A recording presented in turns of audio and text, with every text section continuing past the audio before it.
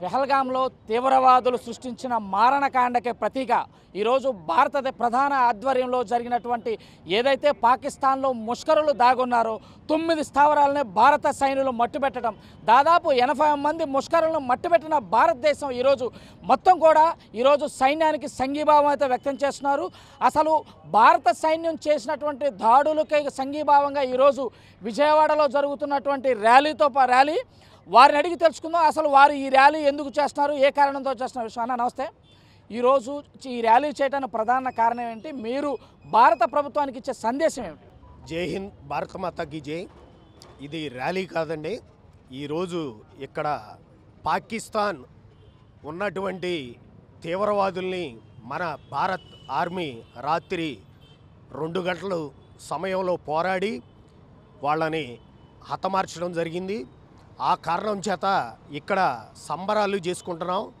ఎందుకంటే భారతదేశంలో భారతీయుల మీద మీరు హిందువా ముస్లిమా అని తెలుసుకొని ఈ పాకిస్తాను తీవ్రవాదులు 27 మందిని హతమార్చారు. దానికి ప్రతీకారంగా రాత్రి మన భారతదేశంలో ఉన్నటువంటి హిందూ మహిళల చేత అక్కడ ఉన్నటువంటి పాకిస్తాన్ తీవ్రవాదుల్ని మన భారతదేశంలో ఉన్నటువంటి మహిళలు ఘోరాతి ఘోరంగా చంపివేశారు.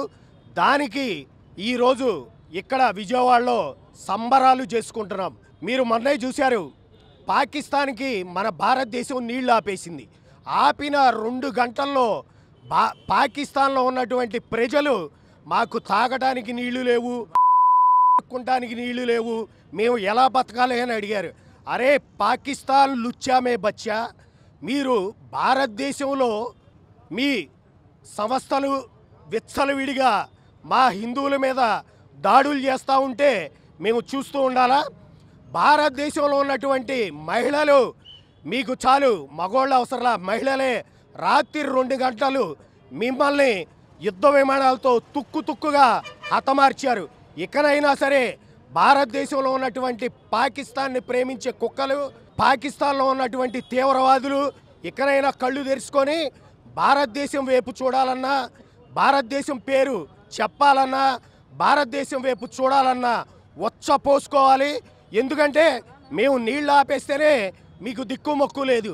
మీరు అలాంటి పరిస్థితుల్లో ఇక్కడ భారతదేశం ప్రజలు మీరు దాహం వేస్తే కూడా పోసి మీకు దాహం తెచ్చారు.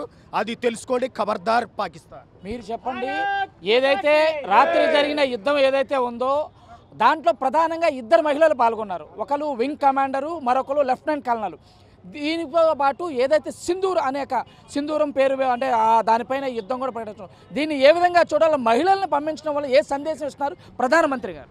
చెప్పాలంటే ఈరోజు ప్రధానమంత్రి గారు ఎందుకు ఇలా సింధూరం అని పెట్టారు అంటే, మహిళలకు కూడా మీరు సరిపోర్రా పాకిస్తాన్ కొడకల్లారా, మహిళల జోరుకు కూడా మీరు రాలేరు, మా మహిళలను కూడా ఏమి చేయలేరు, మా దాకా అక్కర్లేదు, మీకేంటో చూపిస్తాము, నీళ్లు కడితేనే ఇంత దాకా వచ్చారు, మీరు దేనికి పనికి రాకుండా అయిపోయారు, ఒక్క మహిళ మీద కూడా వచ్చి చూడండి, సింధూరం అనే మా రక్తాన్ని సింధూరంగా పెట్టుకుని మిమ్మల్ని హతమార్చడానికి సిద్ధంగా ఉన్నారు, ఇదే మీకు లాస్టు, ఇప్పుడు దాకా ఉపేక్షించామంటే దాంట్లో ఎంతోమంది ఉంటారు, ఎన్నో జీవులను తీసే మనుషులం కాదు, మాది భారతమాత గడ్డపైన పుట్టిన బిడ్డలం, మేము మాకు ఆత్మగౌరవం ఉంది అనేసి వాళ్ళని మనుషుల్లా చూశారు ఇప్పుడు దాకా.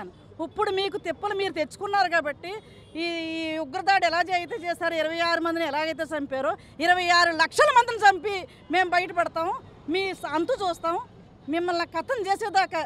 ఖబర్దార్ పాకిస్తాన్, ఖబర్దార్ పాకిస్తాన్. ఇది తాజా పరిస్థితి.